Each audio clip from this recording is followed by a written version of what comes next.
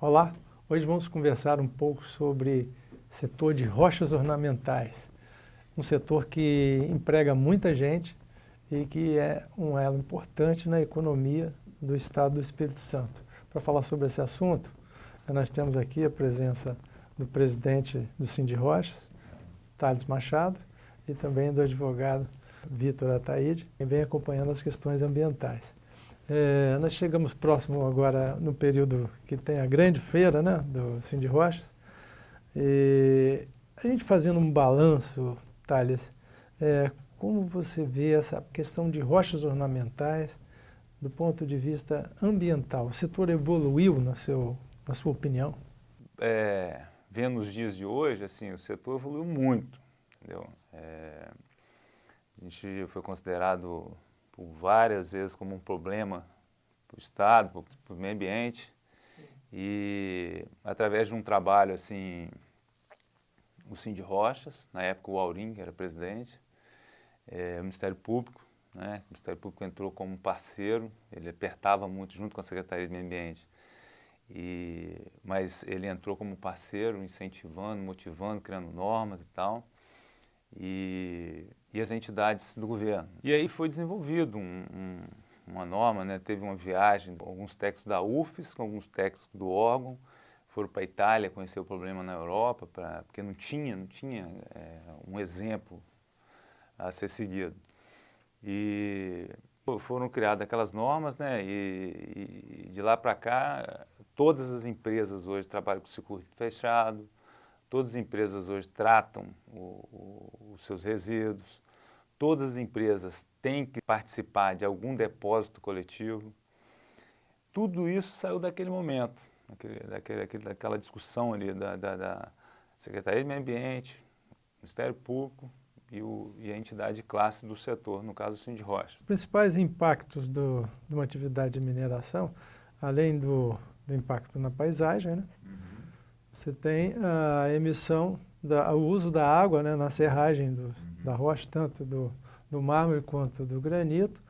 E esse resíduo que é gerado era lançado antigamente nos rios, depois ele foi sendo colocado em depósitos individuais.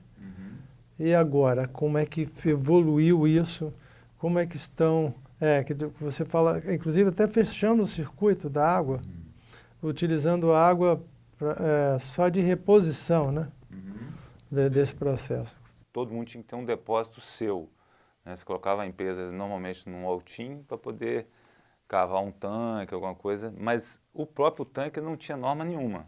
Você só fazia uma demarcação. Era uma decantação pura e simples. Você depositava uma parte ali do sólido bruto. E na época não tinha multifios, né? Que não utiliza a granalha.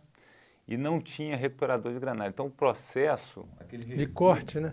O processo de serragem, né, de serrar o bloco mesmo em si, ia com a lama abrasiva muito, com o teor de ferro muito alto, né? Porque era muita granalha, inclusive que era desperdiçada, porque ninguém sabia que podia recuperar até a granalha, depois que vieram os recuperadores de granalha. Então foi o primeiro eu entrei no setor nessa época. Tinha que ter. Então tinha vários depósitos desses individuais na nossa região lá do sul do estado. Um monte de buraco, um monte de empresa. Nesse período veio os depósitos coletivos. Hoje acho que são 10 ou 12 no estado. Existem vários depósitos, assim, juntos-se 30, 50, 100 E como que é empresas. Concentrada essa água, por exemplo, com resíduo sólido, que é da serragem? Antigamente se jogava ali embaixo. Certo. Hoje não, hoje você tem que ter um depósito coletivo, que são várias empresas para um depósito top, porque fica mais fácil para a Secretaria ou para o IEMA fiscalizar, porque você pega, junta 10 empresas ali, 50 lá, 100. O próprio depósito coletivo tem uma norma até para ele agora também, que não tinha naquela época. Por exemplo, eu participo de um, que eu acho que são 80 associados.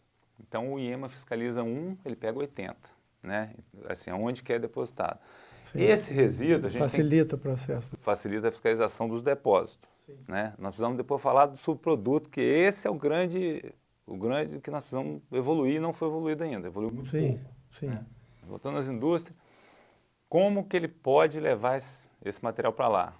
Aí ele tem que desidratar no máximo 20%, 30% de umidade.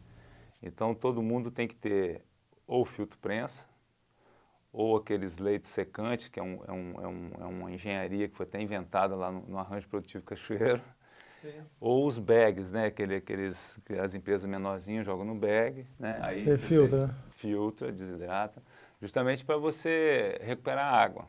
E nisso todas as empresas hoje são obrigadas a recuperar a água. Ela só completa o que pede na evaporação do processo. Certo?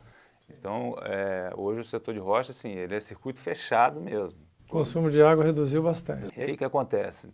Todas as indústrias, hoje, ela tem que tratar o seu resíduo para poder colocar num depósito coletivo.